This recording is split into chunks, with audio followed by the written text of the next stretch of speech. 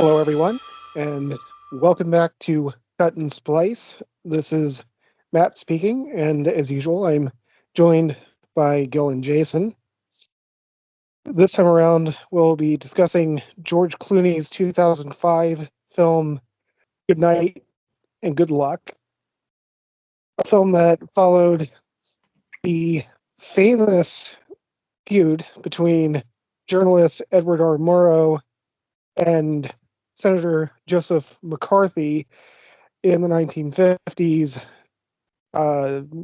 It's an interesting portrait of the Red Scare and how America dealt with that problem. This is a film that's been pretty high on my list as influential and compelling and interesting, and also probably uh, definitely among my favorite live-action PG-rated movies. Yeah,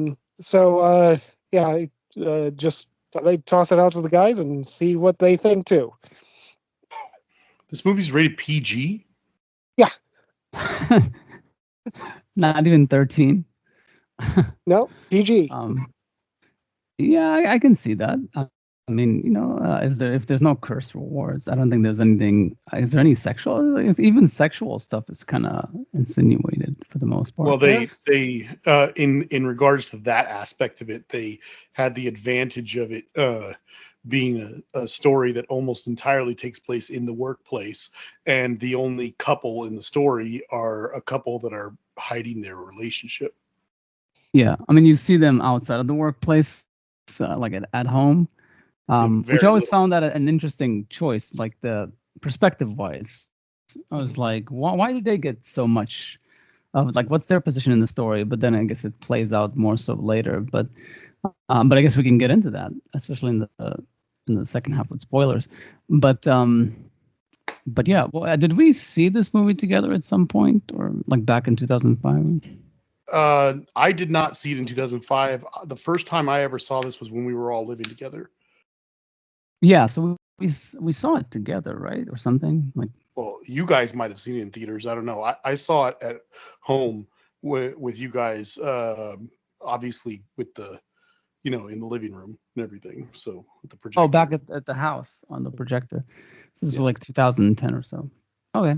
Yeah. So it's probably like maybe we watched it in theaters and then we said, "Oh, you haven't seen it," and then we popped it in or something. I can say for sure that the first time that I saw it, it was opening night, and I went alone. I don't even remember the theater that I went to go see it in. It was like a limited release, and I just kind of found one of the theaters in LA that was showing it, and just decided to drive over and go see it, like just stag. So that's very individualistic and non-communistic of you. Yeah, right. But in any case, I wonder if I might have like seen it in the theaters with morale or something. But it's definitely one of those movies that I could see myself maybe skipping the theater. Like if, but normally if it had good reviews and I had time, I would have caught it. But I honestly don't remember. It's all like a blur. But I do remember like it making a very good impression.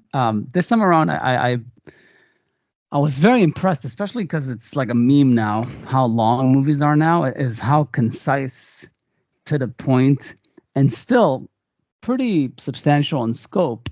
This movie is, even though it's like a chamber drama of sorts. It's extremely cinematic. It's very enjoyable. There's not a single frame, except for some of the perspective stuff that I'll mention, but like there's not a single frame that's like unnecessary, I feel like. And it's I think we're missing that in today's cinema from time to time. Yeah.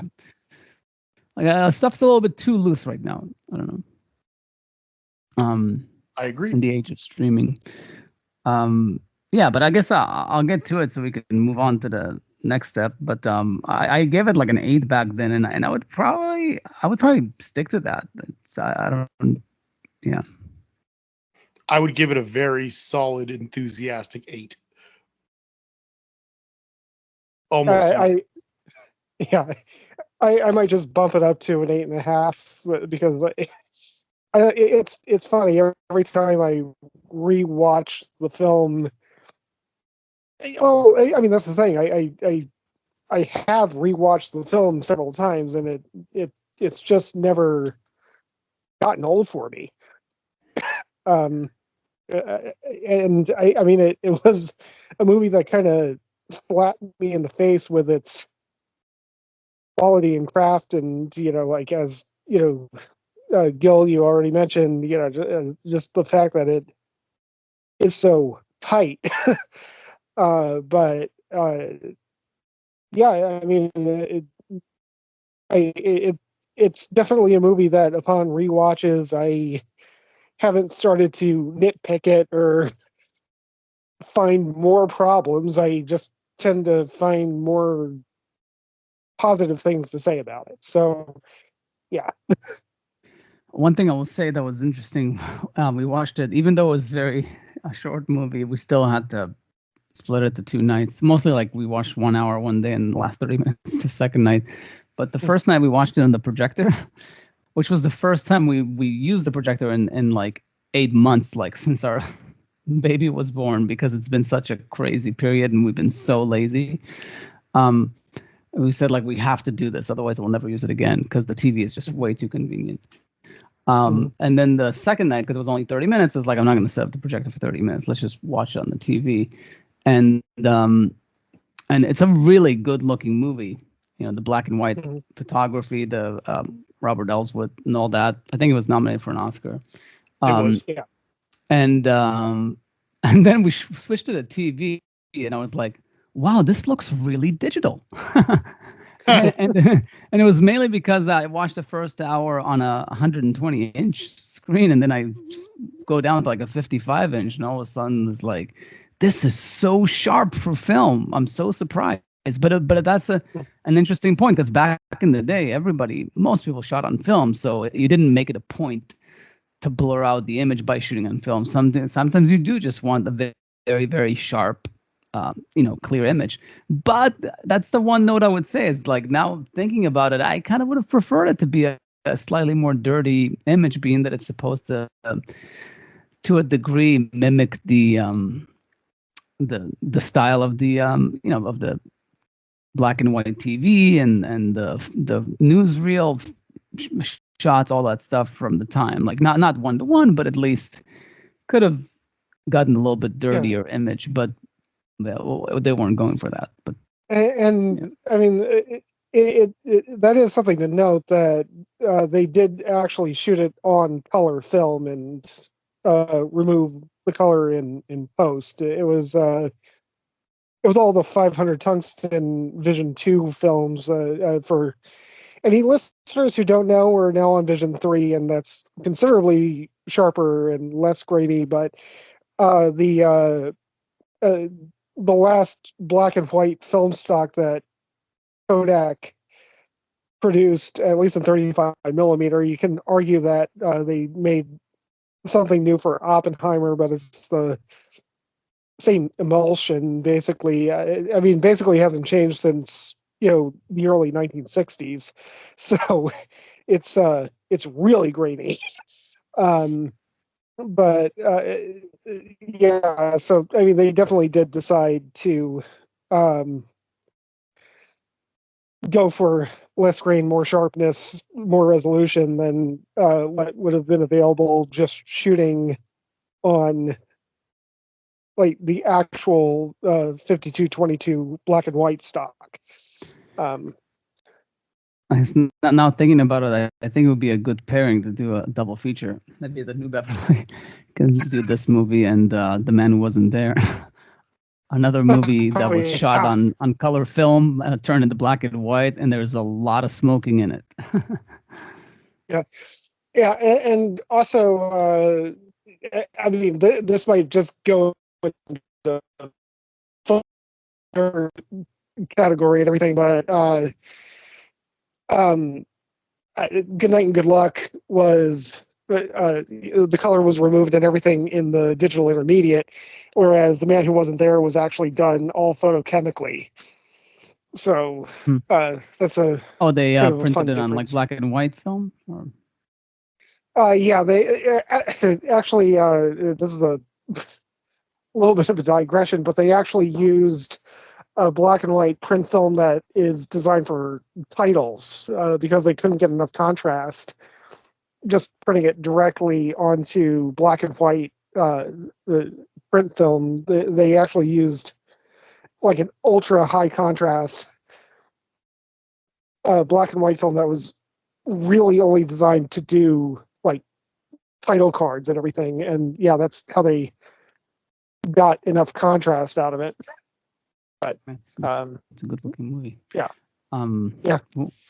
Yeah. So I mean, overall, I would definitely recommend this movie. Not just necessarily to people that are into politics and stuff, but I think it's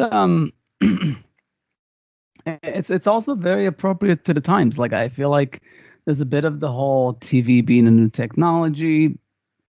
It's kind of like the way social media and phones are nowadays, or at least for the last decade, have been maligned as like the new TV, like the new thing that's going to ruin this generation. And there's always growing pains, like how are you going to use this device, for good or for bad, type of thing. And I feel like it's very, very much of the time, even though it was made before the iPhone came out, so it didn't predict the new medium that was coming, but to me it feels very current. Like this should be in theaters, and it would totally not be about McCarthy. It would be about the cell phone, you know. Yeah, because like me and my kids, I feel like my kids are very, very curious. They're at the age where like they ask all these questions, and I'm not gonna bullshit them like my dad did. Every single thing is like, let's look it up, and we look up things and we learn about the world. It's like, and that's what the phone is good for. And the other stuff is like, to subdue them and keep them calm when they're, when you want them to shut up for a few minutes, give them like a video. But it also could be used for good. So it's about finding the balance with technology, journalism, all these mediums that are supposed to be for the good of the public, but could be, misused, underused, or, yeah. So I think it's all a very interesting subject. So I think everybody should see this movie, but I know most won't, because it's, for one thing, it's black and white, and then it's also political chamber drama, which is not everybody's cup of tea. It's also a movie that's 98% talking heads. Yeah, but I mean, people like dialogue. I don't know. Well, yeah, but it's not exactly. I'm not trying to say that that's a bad thing. I'm trying to say that it's not for everybody. Yeah, no, for sure. Again, it is politics. Yeah, it's. I mean, much like what's in the movie itself, like the network tells them, like, they need to make money, and the stuff that sells is entertainment. And how and it's well known that news was essentially a loss. It was a PSA. It was a service that the networks were doing for the good of the public while they're making profit off of their entertainment products. But the news was never really what they made money on. That's why it's problematic nowadays, where they do try to make money on it, and it's all like very partisan, very like just everybody's preaching to their choirs. So yeah, it's also that. It's about like losing that aspect of it. There's a lot going on in this movie. So I think if you care about civilization, society, like there's so much here. But yes, I agree that this is a very adult movie. So maybe like someone in their teens can wait till their 20s to watch it. I don't know. I think it's a movie that everybody should see. I just want to be clear that to anyone who's listening to this, that like, it's just, there are a lot of people out there who are going to watch 15 minutes of this and turn it off. Yeah. I don't think that's a good choice, because it's an excellent movie, but it's just the way it goes for some people. Yeah. Yeah. No, and it's funny that it could be a movie like this, just like it could be a Tarkovsky or some foreign film that is just like, what the fuck is yeah. Which we'll get to that next time, apparently, if we're doing Stalker future. Yeah. And I mean, it is kind of telling that, I mean, George Clooney needed to finance a lot of the movie himself. I mean, the movie, I think it had a budget of like $7.5 million. Wow. So With this it- cast, I think most of them worked for free. I mean, they worked like probably like minimum SAG wage. Yeah. scale. Yeah, I Scale. mean Robert Downey Jr., Patricia Clarkson, Frank Langella, Jeff Daniels. I mean, probably the smallest name in the entire movie is the lead. And I mean, I know who David Strathairn is. I still can't pronounce his last name for sure, but I mean, I know that he's been around for a while and he was perfectly cast, but I mean, it is another one of those weird things where like you've got an all-star cast being led by somebody who's, dare I say, a bit more on the B-list side of things. But Yeah, but I think that's actually, it reminds me of like Oppenheimer. There's a few examples of these people that wouldn't necessarily do the lead, but sometimes if they're the right fit, they're the right face. Like they have acting chops. It's all about finding the right role. I mean, whoever's around them only makes them better. But he like steals the movie. I mean, there's no doubt. Like, Yeah. I love David Yeah. Strathairn. I mean, he doesn't Yeah, steal it. He owns it. Like stealing. That's would the better be way as of putting it. He if some owns side it. character. Yeah, if some side character like was more like yeah. But in any case, cool. Any other thoughts before spoilers? Nope. People No, should go see this. yeah, pretty much. I mean, it's getting close to 20 years after it came out, so celebrate it. Yeah, it's like Finally, put some more eyeballs on it. well, at this rate, it actually by the time I post this episode, it'll probably be 20 years, like 2025. In any case, the yeah. So going to spoilers. So one thing I'll start with, and then you can go on with your own thoughts. But yeah, just to get your response to like, did you have any thought when they were doing the scenes with the couple with Patricia Clarkson and Robert Downey, like in their apartment and stuff, they're kind of talking about things because they're like low level, essentially researchers in the office there. I felt like it was a weird thing to focus on them. But then later I felt like as the movie progressed, it felt like, oh, they're doing it because, there's this whole workplace thing that's going to bubble up. So they establish their characters.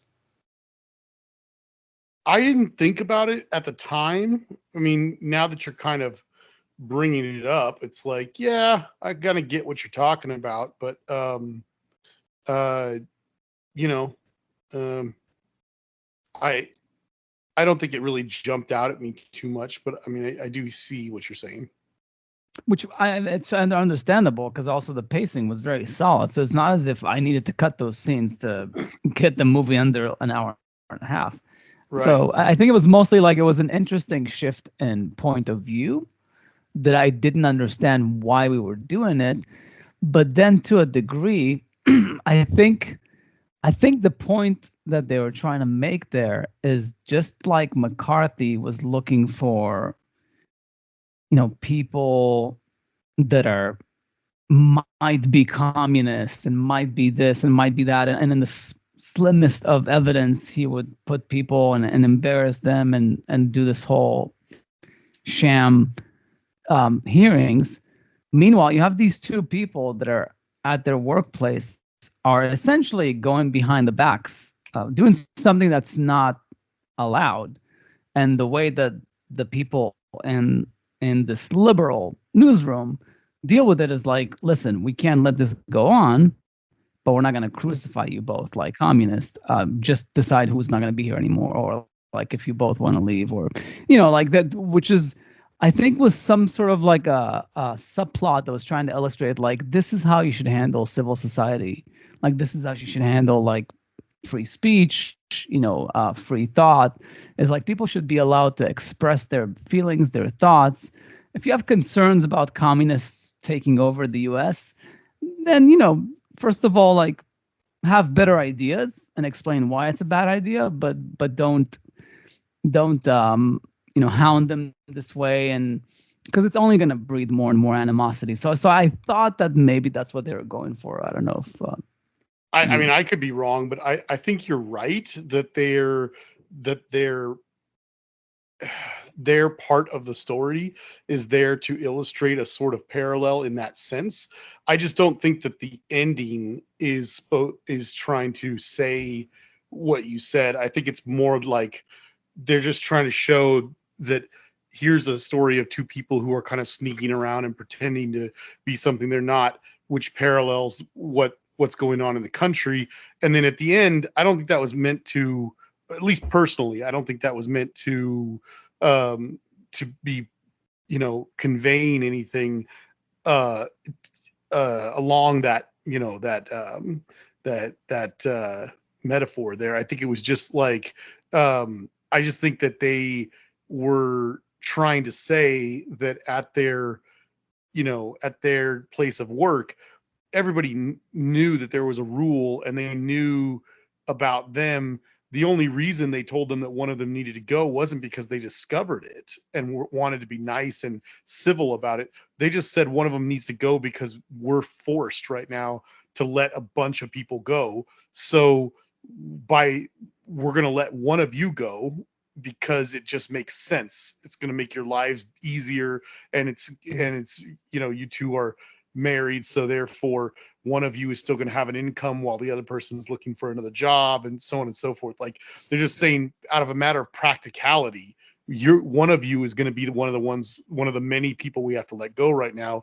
We just want to be upfront and tell you why, and and also make it perfectly clear that there's no animosity and that they all knew what they were doing the whole time. They're only letting them go because they're being forced to. Yeah, no, I accept that, but I do think that sooner or later they would have done something about it. They used this as an opportunity, the whole cuts thing, and he could have also made up the thing about the cuts in order to split them up. Because the reason why he did that is obviously he needs it not to continue, because the more people know, the more the rule becomes disrespected, or maybe other people break it, and that's why. Yeah, they needed in the most civil way to just break it up. Nip it in the butt. Yeah. But in any case, I was gonna say something else about that. The I forgot. But Matt, you go. Do you have any thoughts about that? Well, the real names of the actual characters that Robert Downey Jr. and Patricia Clarkson were playing are escaping me right now, but it is kind of funny that during that scene where Jeff Daniels is telling them, like, it'll make it easier if one of you just quits and everything like that, I immediately interpreted the banter between Robert Downey Jr. and Patricia Clarkson as being sarcastic, in that this is the 1950s, of course the man is going to keep his job. It turned out that Robert Downey Jr.'s character did actually decide, that conversation happened, and Robert Downey Jr.'s character did, the real person obviously, did actually decide to quit his job. Oh wow. And it actually makes more sense, because it'll be easier in the 1950s for him to get a job than her. Probably. Right. And he actually went back to CBS after they changed their policy. But by the way, his name was Joe and her name was Shirley. Yeah, Joe and Shirley. Yeah. Worsh Buzz. Yeah. Worsh Buzz. Yeah. I remember what I was gonna say, like, quickly. Just on that subplot, because I feel like there was a motif that was going through the movie about, like, people representing themselves not who they are, because they have to hide certain identities or aspects of their personality. There's the interview with Liberace. Yeah, and he's asking him about the whole thing of when are you gonna settle down and get married. Is like, so it's very much like he's gay. They just didn't. I don't want to sound too like cynical, but I just feel like if this movie was made today, even by competent people, I just feel like they would not have been so subtle with that joke. And I think that's why that scene is so good and why it's so funny, because you're sitting there watching Liberace and you're just like, that's funny. I feel like someone that, like, the filmmakers would have just done something obvious to be like, haha, guess what, everyone, he's actually gay, kind of thing. Oh, like they would actually, because not everybody would know Liberace was gay. Well, I think people probably, for the most part, still remember that about him. I just think that, I don't know. I feel like we're at a time right now in cinema where subtlety is like going away in a really bad way. And I don't know. I'm just being real negative. Sorry. Yeah. Oh, but yeah. But I mean, you are right that moment with Murrow just having that little aha, kind of moment, like this little subtle reaction of Liberace talking about settling down with a woman and everything like that. Like, everybody knows, but it's all conveyed in that little whatever. It's just that little moment that he had. It was, that's one of my favorite moments of levity in the movie. And by the way, that's another positive for this film, is the fact that, again, it is that short. It is only 90 minutes, and it's about a really important part of American history, and there are still those moments of levity. You still get the jokes in every so often. There's definitely humor in it, for sure. I don't know if it's supposed to be funny, but like, not in a laugh out loud way, just in like, I'm smiling in appreciation sort of way. Like, when I watch this movie, the period accurate depiction of them all being complete chain smokers is just funny to me. Like, I know they're not doing it to be funny, but I find it funny. I'm just like, jeez. Like, I mean, he's doing the whole thing where, like, other comedy movies have made fun of this in the past. Even like that episode of Friends where Phoebe is like a stock trader or something like that. But the idea that, like, that, not that anyone would care that David Strathairn is actually smoking on television, but just probably for just like practical reasons, or even just to look professional or something. He's not toking on the cigarette while the camera's on him, but he's got it just off camera.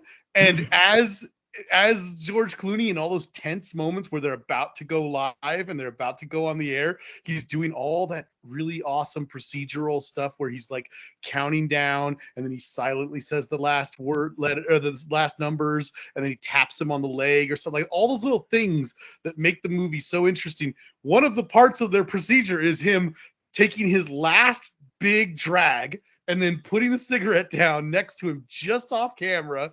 And then the moment they're like, they do something with the camera, it's quiet, nobody's saying anything, and Clooney goes, and we're out. Grabs that cigarette and just like goes again. Just like, again, it's not meant to, they're not doing it for yucks. But it's so great to see how things have changed. It's just so funny, It's crazy. The what I was always wondered about the smoking is that nowadays there's a whole thing with cigars. Like, men like to smoke cigars, but they never inhale. They only like puff the smoke out just to be cool and stuff, or maybe slightly the flavor. Well, you get a little something out of it. Not a lot, because a lot of people say they never take to their lungs, which is the whole point of smoking, but it's just not very healthy, especially cigars are even worse. I'm pretty sure you get a little something even if you're just puffing on it. A little something, especially if you're not a smoker, for sure. There's a slight buzz, but especially if you drink with it, I'm sure it's the same effect. But in any case, the point is, I don't know why that generation, because basically a whole generation, including my mom, it's like apropos, it's like essentially kill themselves prematurely because they smoked, like they chain smoked most of their lives. You would think if only they just, because the reason why most people smoke is because of the cool factor. That's why most people start smoking. And if only they could not take to their lungs and just do it as some oral fixation, maybe they wouldn't get lung cancer, like Bill Hicks did and many famous smokers. I don't feel equipped to comment on that, other than to say that I think people just appreciate nicotine. Yeah, it's an addiction. There's no doubt that it's an addiction. I just wonder, and I guess cigars is a different thing because it's definitely a once in a while type of thing, so it doesn't have the same effect as cigarettes. But yeah, it is amazing Not how if the you're culture. Churchill. Yeah, that's true. But yeah, generally it's amazing to see how the culture changed. Like nowadays in a movie, you can't even imagine. Like the only movies where people smoke in the movie are period pieces. Yeah. You know, where from that period where people smoked, and you just have to have them smoke because otherwise it's just not authentic. Because like every time you see them on camera, they have a cigarette in their hands. I thought that you see that people smoked a lot in the movie. I always remembered as a kid thinking, geez, there's a lot of smoking in this. Is like Lethal Weapon and stuff like that, but this is nothing compared to this. This is like straight up Mad Men. Oh, that's like Mel Gibson's stressor. Yeah. In that movie, I think. Yeah.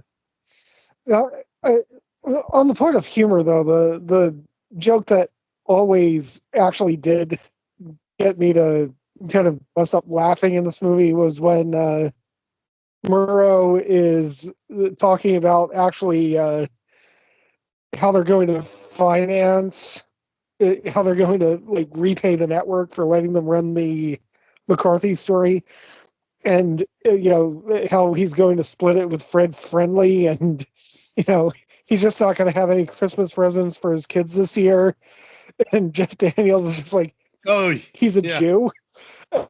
Well, don't tell him that. He loves Christmas. Yeah. I kind of laughed a little bit at that. Yeah. Well, it's definitely got very situational humor. Yeah. Movie. But, especially for someone that's as serious as Edward R. Murrow was. Yeah. Actually, not to circle back like really hard on this, but so much of the Robert Downey Jr. Patricia Clarkson story was really in their first actual scene that was like with them isolated, and I mean that was a really serious plot point where Robert Downey Jr. brings in that agreement that he has to sign. Yeah. And like you have this whole thing about this is basically an ideological audit, and he's actually saying like Murrow has already signed this, Friendly has already signed this, all these people have already signed this, all my bosses have already signed this. Like, if you don't sign this, are you going to be a liability, or are you going to be a target? If I don't sign it, if I don't sign it, they'll fire me. I mean, that was actually kind of a really pivotal expositional moment in the movie, where it is just kind of clear that they're not going. And well, I mean, obviously, so much of the movie is about the Milo Radulovich case, and about the government going after maids and going after these random people, but it did kind of set a tone like within the room of I mean, McCarthy wasn't just going after the Edward R. Murrows of the world. He wasn't going after the CEOs. He wasn't going after the faces of the networks. He was going after everybody. And I think that really did kind of set a tone right there in that scene, in that conversation, whispering to each other about like, I mean, I either need to,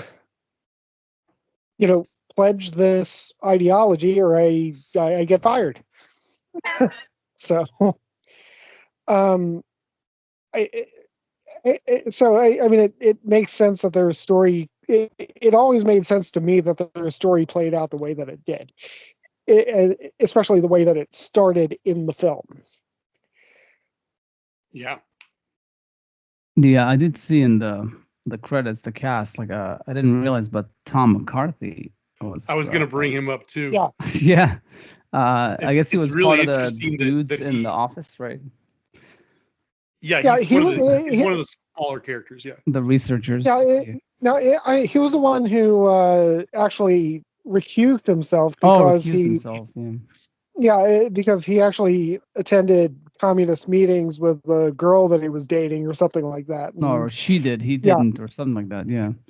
Right. I find it so interesting that it's like clearly this movie had a big impact on him because he went from this to like, and I'm not trying to say this was his idea or anything. He was just an actor in it, but like, but then like after this, he was one of the biggest characters in the newsroom in like season 5 of The Wire, which is like the whole season is about the effect of the news and how it plays into, you know, how the media and the news plays into the whole drug war and everything like that. It's like, it's all about the newsroom, and he's like the biggest character in that aspect of the story for that one season. And then following all those two, I think there was even another movie he did that had something to do with the news or something like that. And then of course made Spotlight. Okay. So you were leading to Spotlight. Yeah. No, I just mean to say that, like, as an actor, he did like all these things, and then eventually like won an Oscar, rightfully so, for a fantastic movie. Yeah, I mean, I guess he did The Station Agent before this movie. He did. Spotlight was his 5th movie. Yeah. No, I know Spotlight was later, but it's interesting that this is between The Station Agent and The Visitor. He made this movie. Oh, I know, and it's also interesting because it's like he directed Patricia Clarkson before they acted together. Oh yeah. That's interesting. Yeah, there's another guy that was very familiar, Matt Ross. I'm trying to think where I saw him before. Matt Ross? Yeah. Oh, well, he was in American Psycho, I think. Oh, American Psycho, yeah. Sure. And yeah. And he also directed Captain Fantastic, which was a good movie. Did he really? A great movie. Yeah, that movie ripped my heart out. Yeah. I wanted to say it was a fantastic movie, but it was mostly good. I think it had good ideas behind it, despite the fact that some of the characters in it didn't have the best of ideas. I guess he was also in The Aviator. He's got a face that works for, like, you know, period pieces from a while back. Yeah. And wasn't he like, I think he might have been, no, I guess not. Yeah, mostly TV and stuff early on. Yeah. Cool. No, because he reminds me like a comedian from like a sketch show, but I think he looks like it, but he's not. Yeah, in any case, but I think he's just he looks like someone from that sketch show, but he's not it. In any case, yeah, he's got a familiar face. Yeah. Yeah. I find it interesting that this movie doesn't get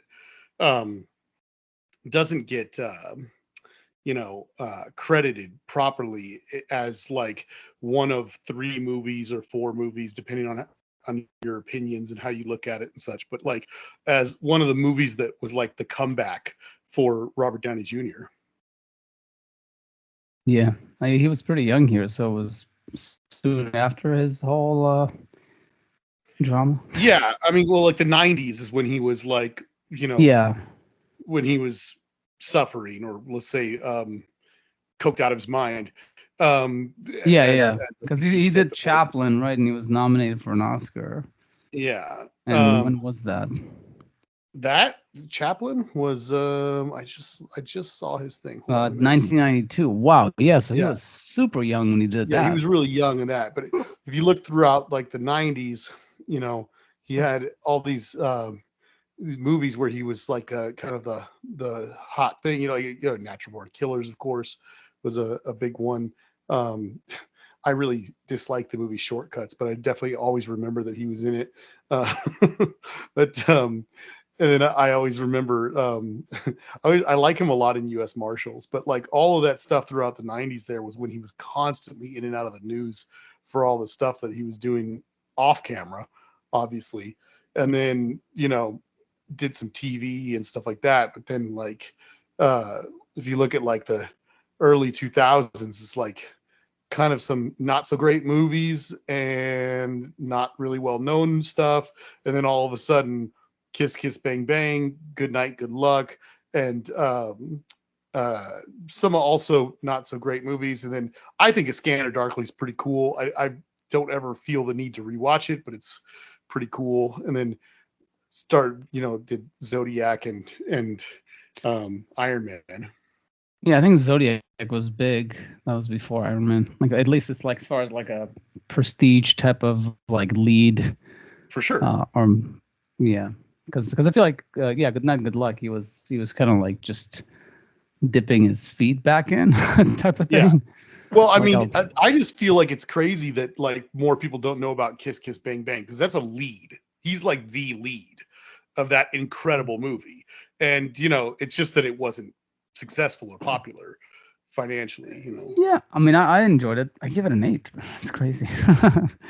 But I guess it had a good impression. It's a Scanning 9. Darkly too. I give it an 8. It's a 9. Yeah, Okay, so I guess it was yeah. actually, That's right. actually, I'm surprised I give Zodiac an 8 because Zodiac might be my favorite Fincher movie. But I need to rewatch yeah, that's it. a good one. Actually, like while we're talking about the cast, you know, when I brought up that this was rated PG, you know, there was a little bit of a surprise, and you know, we were going through sex and all that stuff. And Ray Wise, oh yeah, I was gonna mention him. and like the whole portrayal of suicide Yes. in the film, that was pretty heavy for a PG. Yes. That's a good point. I don't know why it's PG. Maybe it's insinuated. You don't see him doing it. It's not. You don't see it. That's probably why they were able to keep it, because that's one of those things that if they showed it, it would probably. I think, you know, the MPAA is like so cryptic with all their garbage, but you do hear them say that, like depiction of serious matters or something like that. You know, of something like suicide. I mean, you see him sticking his head into an oven. Yeah, I Oh, guess. that's true, yeah. Well, he's not sticking. He's just turning it on. But you also don't. Yeah. Yeah. I mean, you see him like kneeling down or something, but like you don't see his lifeless limbs sticking out of it or anything like that. It's not like the end of Virgin Suicides or anything. Right. Also, what like under 13-year-old is gonna like last this movie? At least some serious 12, 11-year-old. Yeah, I think I saw somewhere that actually two kind of interesting things. Like apparently George Clooney was saying that about 20% of the test audience didn't even know who Joseph McCarthy was, which is kind of a horrifying thing when it comes to Americans' understanding of history. I mean, I would believe that now. I would almost expect that now. But 20 years ago? No, that reminds me, like, go ahead, Matt. Finish it. But also, like, it is kind of funny that a lot of some of the negative reactions that they got from the test screenings was that the actor playing McCarthy was too over the top. And of course, that was actually just McCarthy. Like they just used footage of McCarthy. It wasn't an actor. But, that's funny. Who said what? What? So people in the test screening complained that the person who was playing McCarthy, the senator, were like, they were upset because they were like, that guy's just like going too far. It's too much. He's overacting. It's like he's too crazy or whatever. Oh, and he was that's like It's like real footage, right? Yeah, obviously, which is gonna be very clear. It's very blur. It's much blurrier than the movie, which is maybe the reason why they shot it so cleanly. But I guess that didn't help people get the hint. Yeah, oftentimes real life is way more over the top than the movies. But I was gonna say one thought I got about the whole like not knowing about famous people from history. I saw this thing. That's what I like. I love Bill Maher so much, even though he's stupid sometimes. But on his podcast, he had Bobby Lee, that comedian. Yeah, that guy's funny. And he's like, Bobby Lee starts this whole thing about like, I was at the barbershop the other day, and I don't know how it came up, but like it's like maybe it was like maybe it was a Bob Dylan song or something came up on the radio or something, and then people said like, who's Bob Dylan? And then he went on and asked like everybody at the barbershop, and nobody knew who Bob Dylan was. And he was flabbergasted. He was like, how? There's no way. Like, come on. Like, how do you not know Bob Dylan? Like, even if you haven't listened to a single song of his, everybody knows who Bob Dylan is. And then literally, and then of course, Bill Maher affirms him because he knows Bob Dylan. Is like, yeah, this generation, they don't know anything. They're stupid. They don't look into the past because all they care about is like what's in the present, and they're not curious about history and blah blah blah. A minute and a half later, Bobby uses a second example. It's like it's like someone saying like that they don't know who Kurosawa is, and Bill's like, who's Kurosawa? No, and it was like Bill. Seven Samurai? Was he serious? And then Bill, it's literally a minute before he makes fun of the generation of not looking back into the past. It's like, listen, I don't like it when people are like, just because I haven't heard of it doesn't mean that I should have heard of it. If I should have heard of it, I would have heard of it by now. So you literally see this what's the word? Double Cognitive standard. dissonance. Yeah, and just like the fact that you made one argument a minute ago of how people are not being curious. And I get it. Kurosawa is more esoteric than Bob Dylan in those for a guy in the industry. Exactly. I understand that he's only done like a handful of movies, but still. No, I mean, you should at least know that like Kurosawa, Bergman, and Fellini existed. I think they're like the three biggest names in foreign directors. Yeah, but in any case, and I'm on Bill's side as far as like, maybe you should know Bob Dylan before but it's just the fact that he didn't connect the two and said like, you know what? Yeah. The Bob Dylan thing, I understand. The Kurosawa thing, maybe I should know him, but I'm not. But Bill Maher, as much as I love him, he is extremely biased to his point of view. He's like Cartman. It's like how Cartman flips on the gingers and stuff in the ginger episode. It's like, when it's my point of view, you're the stupid one. But if you flip the script on me, then I'll play this and I'll say like why being stupid is the right thing to do. It's like, so it's just, and I just find that like fascinating. But as far as like McCarthy, also that's a political figure, and not everybody knows about the that history. Yeah, I feel like if you, at least if you're our age, even if you don't know the details, you should have heard of McCarthyism and stuff like that. You should be at least vaguely aware of the history of like his connection to the Cold War, Red Scare, communism, all those connections. Like there should be like a vague understanding. Yeah, I mean, I think people should at least know that there was a witch hunt for communists in the 50s, and that there was a guy called McCarthy that had something to do with it. Yeah, that's like the basics that you should know as far as like American history. And I'm sure I didn't know this when I was growing up in Israel, but I think within the first year of moving here, I probably came across that information.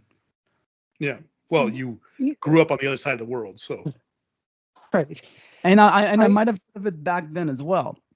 If I'm not mistaken, I don't know if it was maybe the because there was the Arthur Miller play, The Crucible.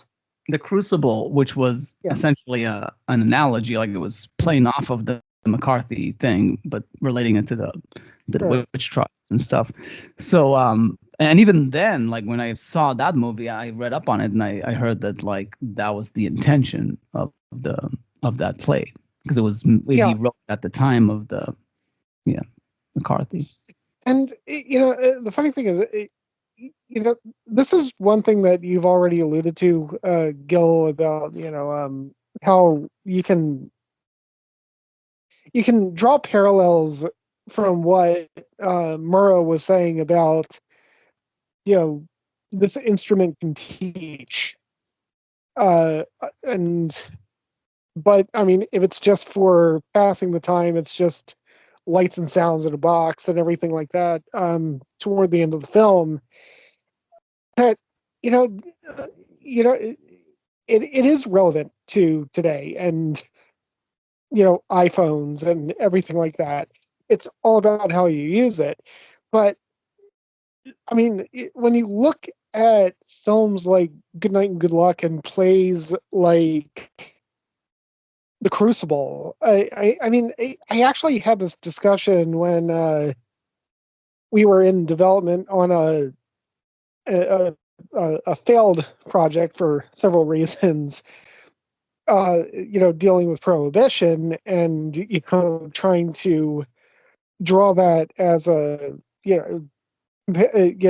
draw that as like a parallel story to say the war on drugs and everything like that.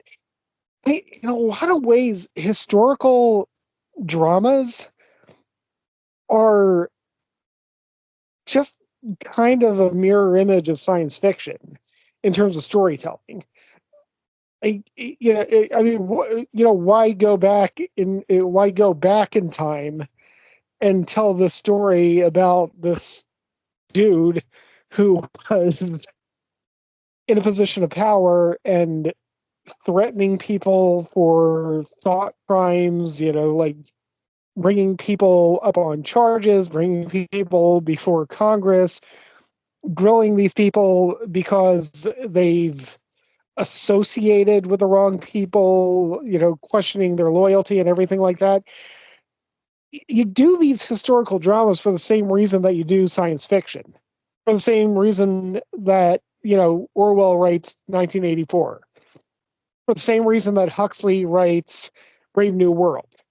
It's the same reason. And I mean, the reason pretty clearly is that, Picasso was right in saying that art is a lie that forces us to see the truth. I mean, if you just make a movie that's about an issue right now, it's too on the nose. Like you're just preaching. Yeah, it's usually a problem. But I mean, both history and science fiction, looking to the future and looking at the past, are great ways to make points about the present. To illustrate. Right. Yeah. One thing I was gonna say before I forget, if we close soon, but I did really appreciate aside from just the cinematography looking great and all that, is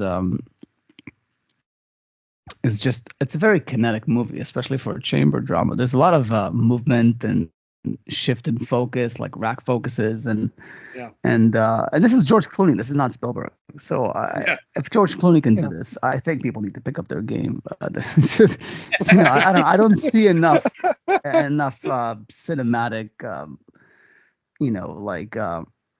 I don't know what's the word, technique like this nowadays. Like, and there's in some, but yeah. And kind of alluding to, Jason was talking about the smoking and everything, but that's something that you can actually look at and that's your insert right there. That's Yeah. Yeah, no, because it, and the backlit smoke and the this, all the details, and like he said, the tapping, the like all right. that stuff. It's just very well thought out. So it's definitely a Well, I solid feel movie. like you almost need it, right? I mean, if you're gonna make a movie that takes place almost entirely in a newsroom, you better really get down to the nitty gritty of what they're doing. Yeah, and I think I just Yeah. remember what I was about to say is about what Matt said is that I do wonder what was Clooney's motivation in making this movie, because the only thing I can think of is at the time is maybe the Bush administration to a degree. Maybe there was a bit of like, Mm. They were going to Iraq and Afghanistan, and there was this whole thing of like you have to fall in line, you can't have a different opinion because we're gonna fuck up the terrorist all thing. Like how Bill Maher got fired because he said something inappropriate about 9/11. So maybe there was this notion of like you have to be on Team America back then. I don't know, because back 2005, Very all I cared possible. about is film school and stuff. I didn't care about U.S. politics, but I wonder if part of what motivated him to revisit this time in history is because of the uniformity in which everybody felt, the country should be united around, killing all the terrorists. I mean, it does make sense because they probably filmed this in 04. Yeah, and the war started what 02 like or something. 03. 03. Yeah. Well, I mean, the invasion of Iraq was 03. I see. Yeah, no, Before but that was Afghanistan. but it is interesting what motivates people to visit certain. Yeah. I was gonna say, there's not that many to choose from, so it's a pretty easy thing to make a list about. But the George I was gonna Clooney. say very recently, actually, one of the reasons I was happy to do this movie was because I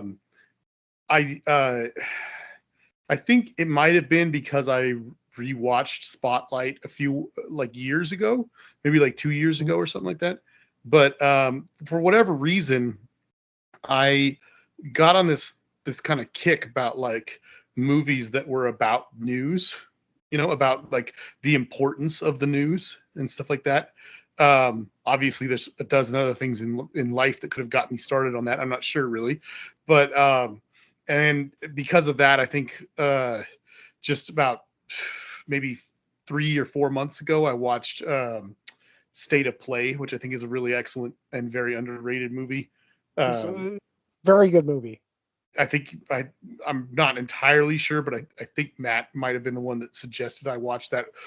Not a couple months ago. That would have been the second time I saw it, but many years ago when it first came out, I think Matt was the one who told me like you need to see this movie, and I was kind of like, what? I don't know, but yeah, it's a real good one. But I was just gonna say, like in terms of movies that are more or less about news and about the importance of the news, I really feel like it's like on a short list. It's like those three movies. I know that movie The Post came out a few years back, although I think all three of these that I just mentioned are better than that.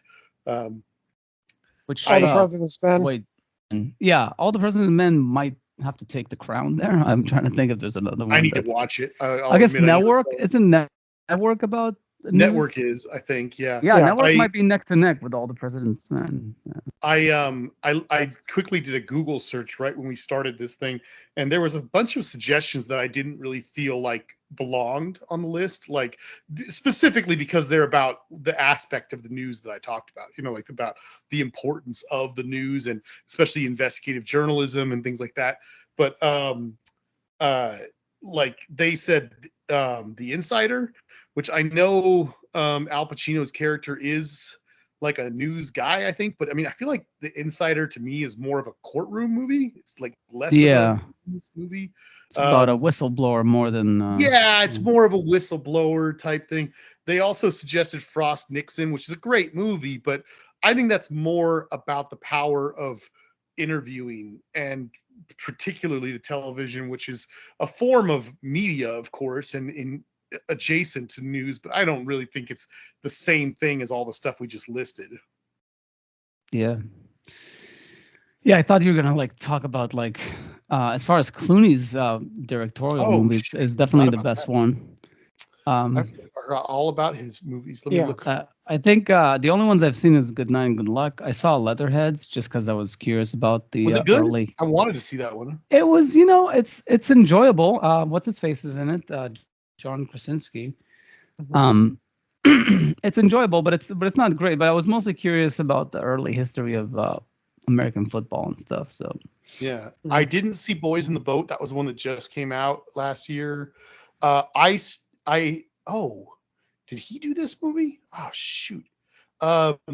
He made a movie called The Tender Bar, and I started watching it, and I was really into it. it's with For Ben Affleck, right? uh, yes, I think I'm pretty sure he's in it. Yeah, I started watching it, and I was really into it, and something happened, and I had to leave. Like something in because I was watching it at home. It's like I think it was on Prime or something like that.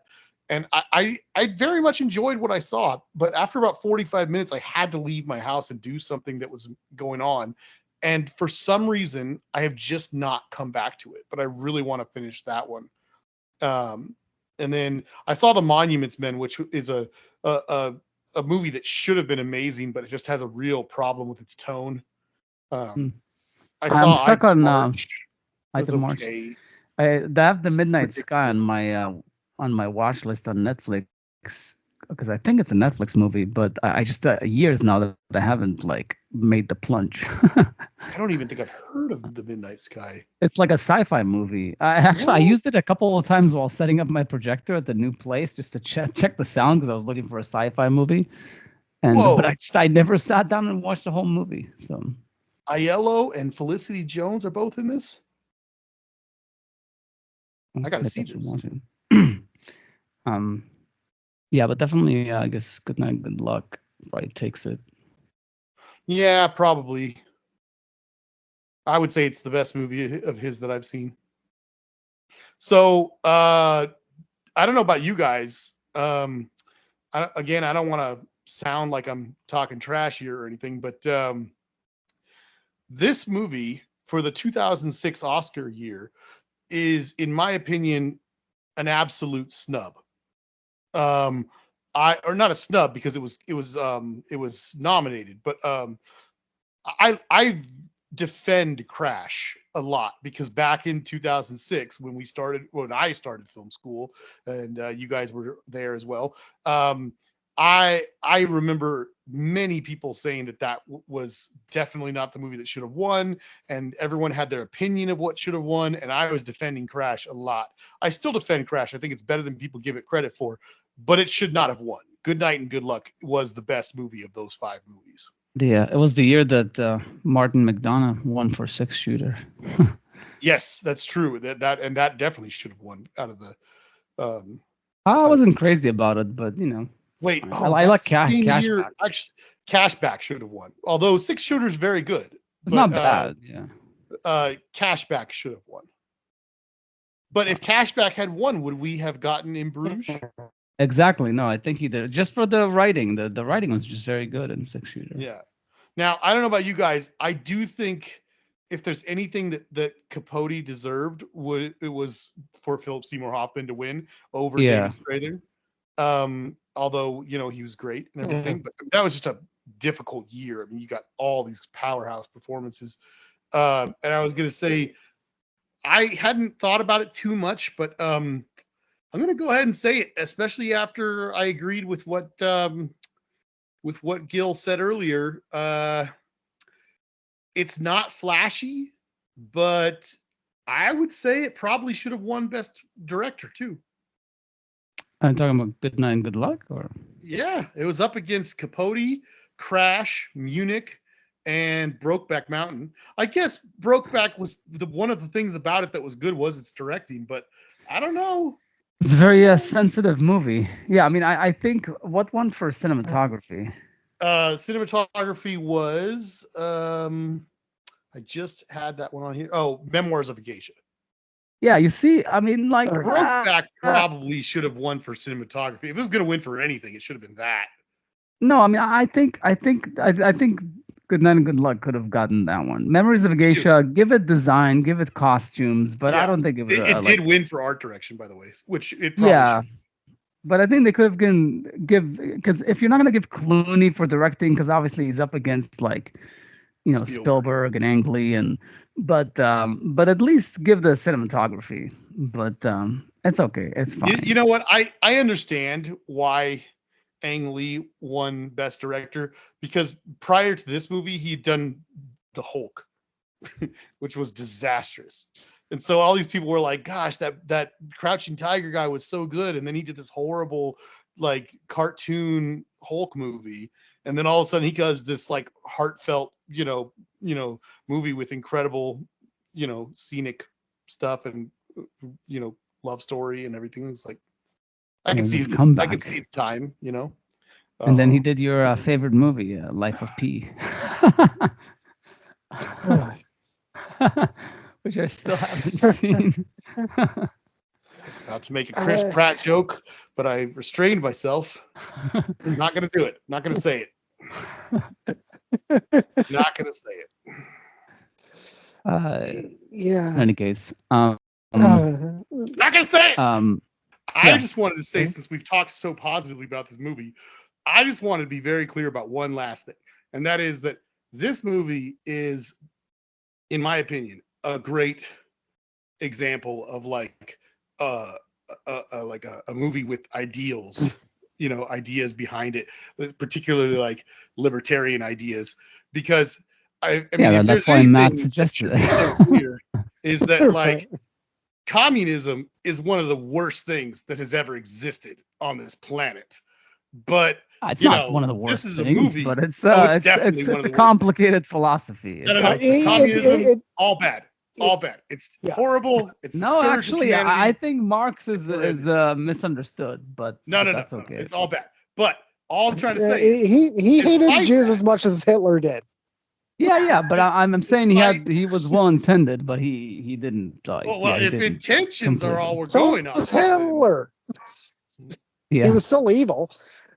Anyway, all I'm saying is that despite the fact that what's being portrayed in this film is McCarthy doggedly going after communism, which his intentions obviously were very good, but this is a perfect movie to illustrate how even if you're going after something as evil as communism, you can't slip into tyranny yourself in doing so. I mean, this is a whole movie like talking about and diving deep into the fact that this guy, this senator, basically just started ignoring people's civil liberties and just, taking the law into his own hands and like just ran with it. And it's awesome to think that there's a complicated story to tell here about how important it is that that even if you're going after something awful, that you do it the right way, that you're not, being evil yourself. And it was a nice moment when he was like reprimanded by that more senior congressman. It feels good. I actually would push back a little bit on what you said, Jason. I don't think that McCarthy was well-intentioned. I don't think that I think that he saw,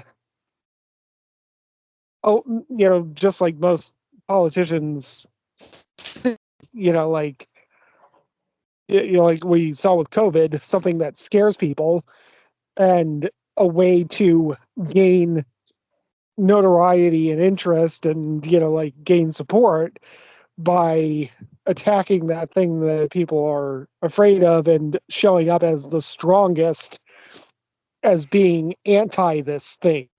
Yeah, you're saying he was like power hungry, basically. Right. But I mean, there is a little bit of nuance lost in this film in that McCarthy wasn't entirely wrong. Well, that's what I'm trying to say. That even if you were being what I was going for, because for the record, I agree with what you just said about McCarthy. I'm just trying to say that giving him the benefit of the doubt, like Right. which nobody should do really, but I'm just saying hypothetically, even if his intentions were perfect and awesome and completely good and everything, it's still about the actions. It's still about the methods. It's still about how horrible all of this was. Right, correct. I mean, and by the way, to clarify to anybody, I'm not saying that I'm saying that he wasn't entirely wrong about, communist infiltration of, like, American institutions. I mean, like, he was not entirely wrong about that. That happened. Yeah, I mean, there's plenty of Surprise, movies. and I mean, it's not entirely wrong. There was American infiltration of Soviet institutions. Like, right. I'm not. But of course, McCarthy was entirely ethically wrong about his methodology, and if you if you're even towing the line, and again, I'm saying this as somebody who has read Das Kapital and the Communist Manifesto, and somehow I didn't become a communist. But yeah, I mean, McCarthyism in the 1950s, especially if they had, Instagram or Facebook or anything like that nowadays, I would have been a target. The way that McCarthy was operating. I mean, no, well, I've already gotten back. I mean, geez, I had a massive, I mean, my Facebook Messenger got blown up the moment that I said that I was reading Irreversible Damage by Abigail Schreier. I mean, really? I mean, I didn't even say that I agreed with it. I just said that I was reading it, and people were freaking out. Yeah. Well, don't post that you're reading Mein Kampf, because. Right. Yeah. But I have read it, and somehow I didn't become a Nazi. In fact, I'm probably a Jew supremacist. It's like but Penn and Teller always say, like, if you want to make someone an unbeliever, just have them read the Bible. Right. Yeah.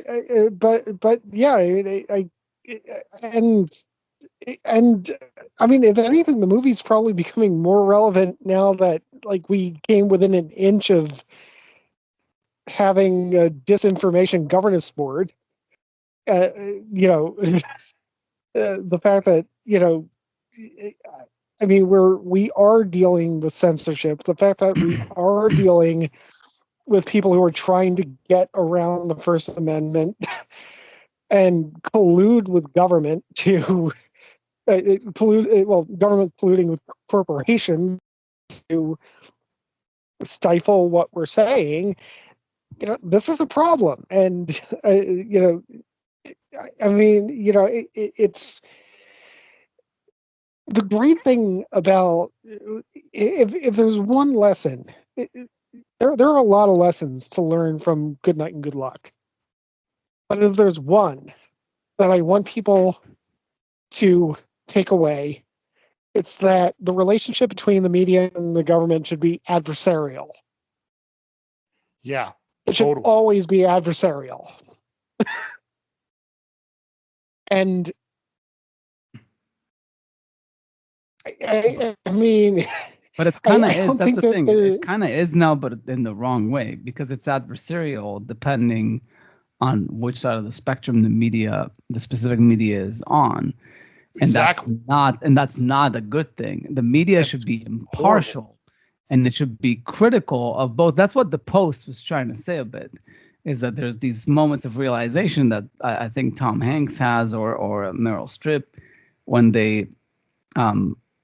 they talk about, like, all the things that they would have done if only they weren't as chummy with with with the Democrats or whatever, like whatever party that they were like aligned with to a degree or another. So they kind of have like a come to Jesus moment that like, yeah, there is this problem like in media, even back then when the times of the Post, that ultimately if you're like a leftist, you're gonna take it easy on a leftist government, and if you're like a right-wing media, then you're gonna be very like lenient with like a right-wing government, and that's not the way it's supposed to work. And that's what Good Night and Good Luck is. He said like, listen, like he says like I'm not a communist. I mean, but I have my own opinions, I have my own politics. But really, what matters here is like what Matt says. It's the way you go about this. It's the not having evidence. It's the not having the support. It's the persecuting people who are innocent people. And these are not. This is like cancel culture. And this is cancel culture before it existed. And it's assuming guilt before innocence. Just the whole witch trial thing. Yeah. Right. I mean, again, like when I say adversarial, I mean, like I'm using that word in the context of like, our criminal justice system, in that it should be adversarial. But I mean, again, ideally, the way that it's supposed to work is that the prosecutor is just the finder of truth, and the defense lawyer is the guy who's just trying to find the best outcome for his or her client. Right. That's still an adversarial process. The media are supposed to be the finder of truth, and that is necessarily adversarial to any state institution. I mean, it could be adversarial. Sometimes if the institution is truthful, then maybe there'll be less stuff to dig up. There should always be times where when after an exhaustive investigation they go, gosh, look at how great this thing was that they did, and so on and so forth. But I mean, it's kind of like the exception to the rule, really. Especially now, for sure. But I would argue that it's still adversarial if you again, the finder of fact just prods a lot, and still comes to the conclusion, oh well, it turns out that you were telling the truth. Oh, it turns out that you were right. I mean, that's still adversarial. But you see, but nowadays, the way I feel about the news or politics in general, I'll only believe criticism on the left if it comes from a leftist, and I'll only accept criticism of the right if it comes from a right-wing person. I will not accept the other way around, because the other way around is the obvious, and that's actually something that came up in this movie that I found that interesting. Is they mentioned at some point that the most trusted personality in the U.S. at the time was Milton Berle, the comedian, and then you see the thread like to today. I don't know if Milton Berle had a lot of politics in his comedy, and maybe that's why like the most trusted. But there was the whole thing where Jon Stewart for a period of time was the most trusted personality in the heyday of like the Daily Show, and now it's Bill Maher. And so you have these comedians that are dealing with politics, even if they're dealing in an entertaining sense, not in a journalistic sense, but people trust them more because Jon Stewart on certain things gave the left a lot of shit, especially the 9/11 stuff, and with the first responders, and like Bill Maher is more so, I would say, than Jon Stewart is less so on the left. Like he's more so he's on the left, but he's way more willing to criticize them than Jon Stewart does, because like Jon Stewart is still a team player in most of his politics. It's just that he has like these small issues here and there that he disagrees with the Democrats. So he's still slightly independent, but he's not nearly as independent as Bill Maher. Bill Maher is to the bone, is without a team. He's like, I'm team me, and I don't give a fuck if what I say hurts my team. And that's the way I think every single TV personality should be. And I think it's only about 1 to 2% of it. Yeah. I think 98% of TV personalities, they have their team. They're gonna root for the team. They're gonna avoid saying certain things that might hurt their agenda or They're their going to team. avoid saying anything that would hurt the agenda. Yeah, and it's a very dark time that we're living in, like, because it does feel like in some way it is very, what's the word, like sensorial, like as far as like people don't want to even say out loud that they might not agree with one aspect, because you know what happens if I don't agree with one aspect of like what the left, like Diana wants to kill me. Like we have like crazy political arguments and we're both on the left, but still it's because I'm a bit more independent minded, meaning if there's like a specific thing that bothers me, I'm gonna bring it up. I'm not gonna hide it. And it becomes like a whole thing, you know? So, and that's at home, let alone like if you're someone broadcasting it to millions of people. That's why people just like, no, I'm just gonna be with my team. But that's why I feel like people like Bill Maher, like I mean, you know, like Murrow was, and maybe there's a few journalists that are still independent minded, but maybe they're not as much. I mean, you know, the Andrew Sullivans, and there's a few of these like right wing too that are not towing the Republican line, you know, that you can still sort of trust their thoughts. But overall, it's just a wasteland right now. It's very unfortunate. So true. I think it was Oscar Wilde who said, if you're going to tell the truth, make people laugh, otherwise they'll kill you. um, Yeah. I mean, Bill Maher seemed to be in that category, and also Bill Maher never went full Jon Stewart and, you know, just, you know, put up a supply and demand chart backward to make a bullshit economics point. Yeah, no, he's At least to definitely my team knowledge. left, like Jon Stewart, but he's not nearly like the way, like for example, like just as a comparison, Colbert, especially once he like left the because he was genius when he was doing his show that was like making fun of a right wing pundit. Yeah. But I didn't feel like he didn't show all his lefty cards. But as soon as he got out of that character, and he had like this platform of this bigger show, I just feel like he became so uninteresting because he is like it's and not as funny as he used to be. Like I'm not gonna sit for funny on the Daily Show.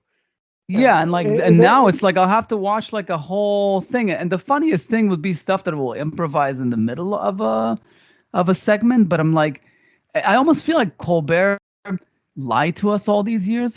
It's like I almost feel like Colbert is like almost George Lucas or someone that like he's got like this really great talent to make people laugh and do crazy satirical stuff. And then all of a sudden he decided to like do this nightly show that is not funny at all. He's barely even like, you know, gets a giggle out of me. And I'm like, where's that guy? I feel like I've been cheated all those years. Where'd that guy disappear? You know? And then Actually, the politics is even worse, you know? Yep. Yeah, it is kind of weird that one of the few clips from his you know, nightly show that I'm aware of that did get a laugh was an unintended laugh where he had a correspondent from CNN. Oh, I saw that. And that was so he funny. he just said, so like, you guys are fair and unbiased, and the audience just laughed at that immediately. because we all know. We all know. That's why it was a good moment when when Jon Stewart like came as a guest to comment about the COVID stuff. And it was that was amazing. Yeah. And Colbert didn't know what to do with him. I don't think Stewart prepped him for it. But it's like, no, I don't. You mean so the lab in Wuhan for like coronaviruses? You know, it's not possible that there might be a coronavirus from the Wuhan lab for. When I saw that, I was like, because that had come after such a long period of time where like I hadn't really seen Jon Stewart do anything for a while, because he was already off the Daily Show at that point and everything. You know, when he did that, I was like, oh my gosh, I forgot how funny Jon Stewart is. Like, this guy is like something And else. you know, he's the funniest, like when he's like really like telling it like it is, not when he's towing some sort of line. I'm telling you, maybe the last thing I would say. But like Jon Stewart, like I love him. I really like his humor. But in recent years, I've listened to his podcast because I didn't have Apple TV, so I had it like for a month, and I watched a couple episodes of his show that was on there before he left that and went back to the Daily Show. And I've watched some of the Daily Show recently, but I've mostly been listening to his podcast, and you literally see how the younger writers on his team that are doing the podcast with him are chastising him whenever he says something that is not completely 100% with the team left. It's like every time he has a podcast that he does with his writers. At least he did it when he was with the Apple Show. Now he does another version of it with the Daily Show writers room. But he basically brings a couple of writers, and then they banter and they say funny stuff, and they talk about a subject that they researched on the show, and they bring an interview or two. That way, even if you don't watch the Daily Show, you can listen to the podcast, and it's topical stuff. But especially when he did the Apple Show, you would see like he's like in his 60s now. I don't know how old he is. And you see these like 20-some-year-old writers, they're just starting out, and he would say something on point about a political issue that's like maybe slightly more centrist, whether it's like abortion, like transgenderism, whatever topic you want. And they would chastise him like whoa, John, get the program. Like, what are you talking about? You're a bigot. you're like old school. Like they're basically telling him like, no, don't go there. Like that's not a good argument. And it's just sad because they're much further to the left than he is, and he's trying to be this independent-minded something, and he's the boss. He hires them, but meanwhile they're shutting him up and telling him that he's not on point. I don't know. It's just I feel sad for this generation of writers. Yeah. I mean, it's the inmates running the asylum in so many ways. Exactly. Like people that come in and they already think they can run the place and they can tell the boss like how to think, Right. And, I mean, it's something that I've been saying for a long time. It's just that, like, you can be the smartest person in the world. You can have an IQ of like 270 or whatever. I don't care. You don't gain wisdom until you grew up a little bit and experienced life. Like you don't, you're not wise yet. You can be smart. Believe me. I mean, I can acknowledge that you're a smart person when you're 19 or 21 or whatever, but you're not wise yet. Wisdom is gained only through experience. Wisdom is only gained by living in the world, experiencing it, and